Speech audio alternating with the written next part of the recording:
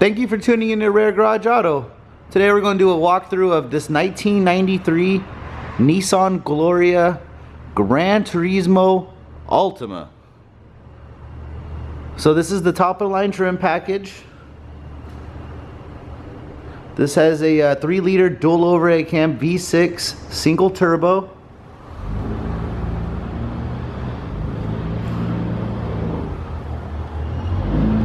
One owner.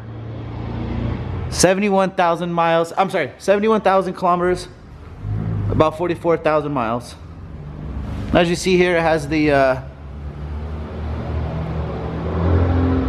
amazing body. I'll go ahead and try to show it off here.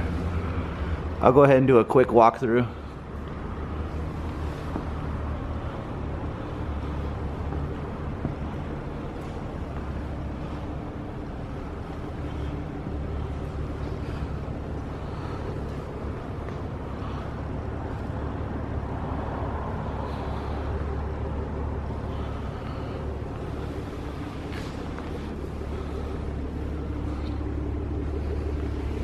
Yeah, this car is very beautiful. It has a like a tri-coat paint job on it. It's like a pearlescent.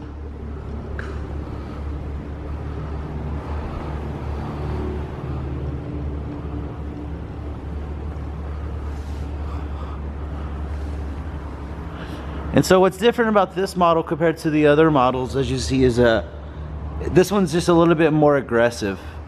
This has the third brake light in the spoiler. This has the high-kiss suspension, and it has the fully decked out interior, which we'll get to in a minute.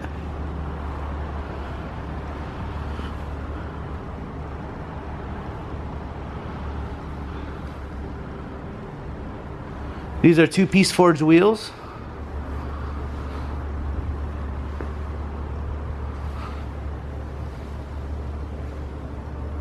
All right. And that is a factory grille. Zoom in right here.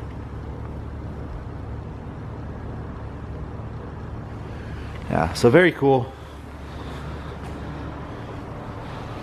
Yeah, so I'll go ahead and show you the good, bad, and ugly. Honestly, there's nothing wrong with this car besides too few things, which I'll get to in a minute. But otherwise than that, this is a 44,000 mile, one owner car. Very well maintained, very well taken care of. Alright, let's go ahead in the inside.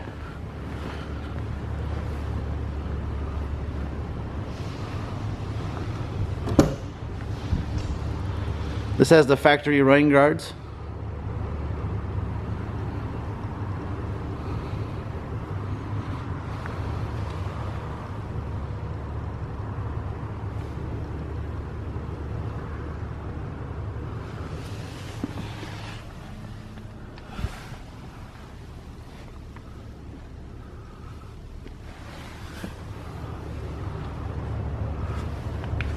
Okay, right as you notice, there's no rust.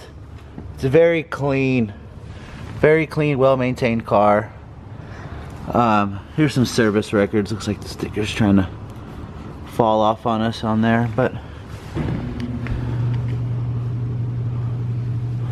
okay, go ahead and take a seat.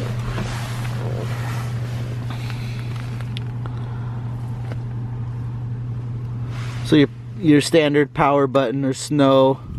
So what's unique about this vehicle compared to any other ones? This has two parking brake releases. So you can set it right here. You set it. You can release it by pushing these two at the same time. You see? You can push it again, but yet there's still the hand. So you would think it's kind of funny, but honestly, you find yourself using this quite often. It's quite nice. So, as you can see, this is where Infiniti got their style from. Very modern interior, very modern.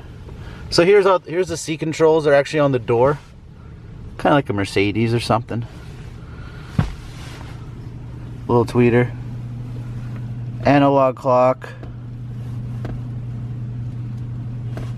climate control, CD player.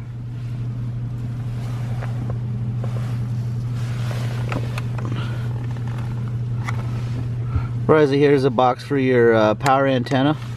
Looks like a little cubby hole.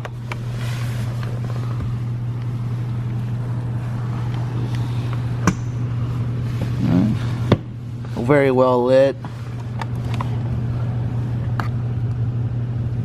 You see power folding mirrors. Sorry if we could zoom in here. This is just the mirror adjustment, power folding mirrors, and then the dimmer for all your lights on the inside there. There it is. Sorry, my camera wasn't focusing there.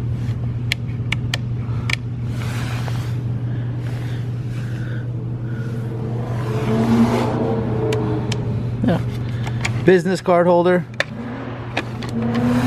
Very popular still in today in Japan. Seat controls, cool little light under here. Power everything. Right under here you find trunk release and gas door.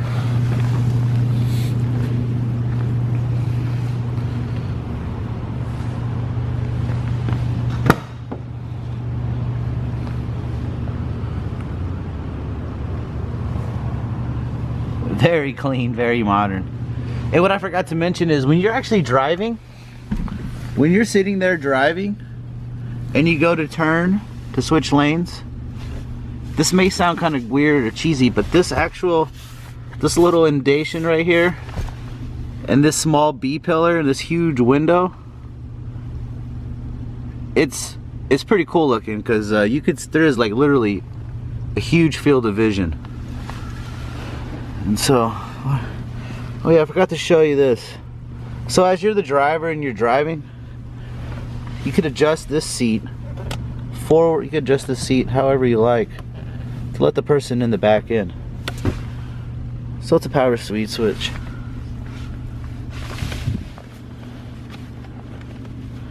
And this right here. Oh Jesus, not wanting to do it to me on camera here. Little cup holder deal. Yeah, power everything. And when you're driving at night, when the lights are on, there's actually these little lights that come out right here and they shine, and there's ambient lights everywhere in this thing. Gives it like a very luxurious feel. Headliner clean, not a rip, stain, tear, nothing like that. The tint is getting kind of purplish blue, getting kind of old. Honestly, just the rear one. The rear one, it's not that bad. It's not bubbling or anything. Cool little lights. But yeah, I mean, it's a huge door. I'm odd. I notice things like that. I don't know.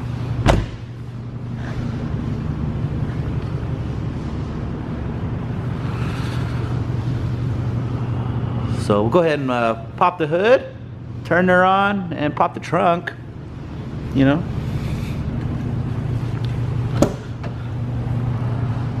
But yeah, I mean, I don't know. I think I overlooked this, but this interior is literally in perfect condition. I mean, it's really soft. There's no sun tanning or anything. No bubbling of the dash.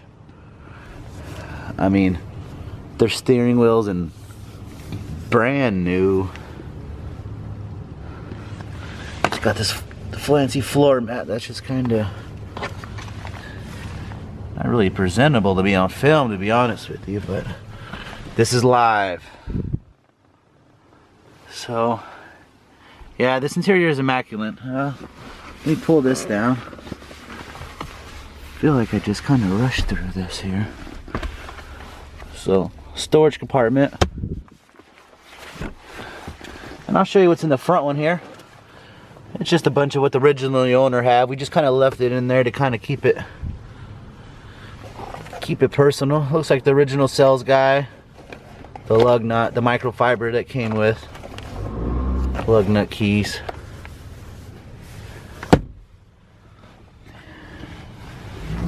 Yeah, very cool.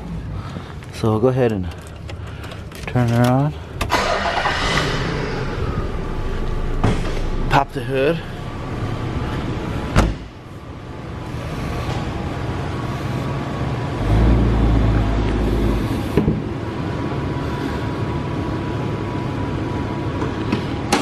Oh, jeez.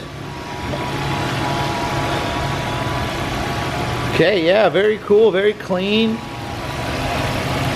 So on these newer ones, these 93s, these aren't powder coated black like the older ones, which always tends to flake and chip off, and it just looks, it doesn't look that great. So in 93, they went to this bare metal and it looks amazing. As you can see, you know, how many years is it? 27 years ago or something. Impulse strut tower bar. Very, very well constructed. It's not one of them cheapy ones. AC works.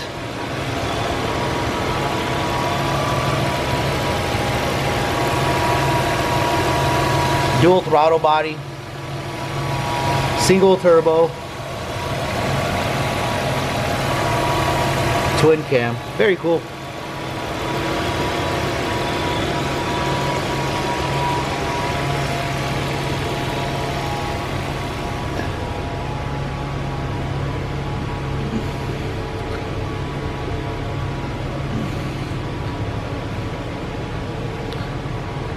Alright, got the pump, I got the trunk here popped here. Go ahead and pop it open here. Third brake light. This is where the key goes. There it is.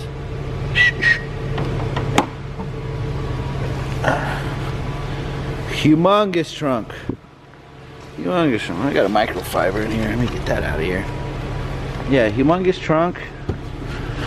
Let me see if I can open this back here for you. Look at that, clean.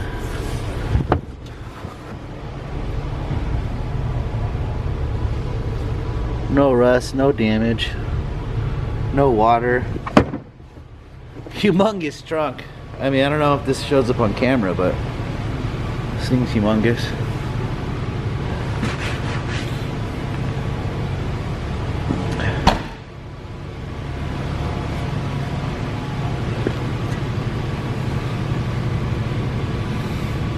Premium gas only.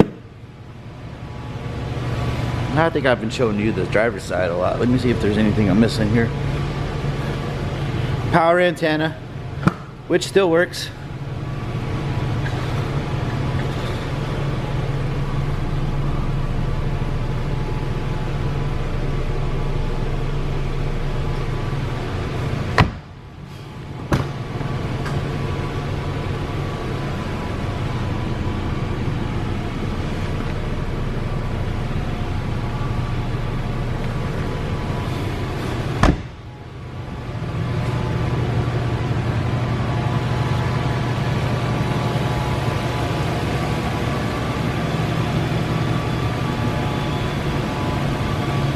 So you're probably wondering, what?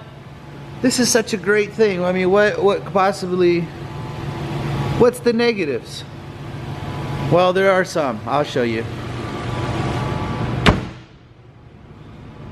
So there's two main ones. First, the digital dash intermittently works.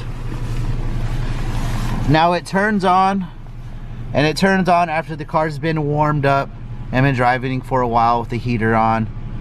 And we did some research online, and it seems like the circuitry in the back, the old soldering, when it gets heated up, they tend to make contact again, and that's when it starts to work. So I'll go ahead and attach the video of it actually working. But this car will, the cluster will turn on, but it takes about an hour or so of driving, or 30-40 minutes. So unfortunately I don't have that on video, but I will attach a clip of it on, and the auction sheet with the verified miles. So And of course the other thing is, like any like most hike-esque vehicles, which this has, when you start driving, after a while the hike-esque light will come on. So that is the other issue. So the cluster, the hike-esque, that's about it. But I mean, it's a 1993. I mean, I doubt you go out there and find a car a lot newer with a lot more miles, a lot more issues. So anyways, check it out. I'll go ahead and shut up and let you guys look at the car.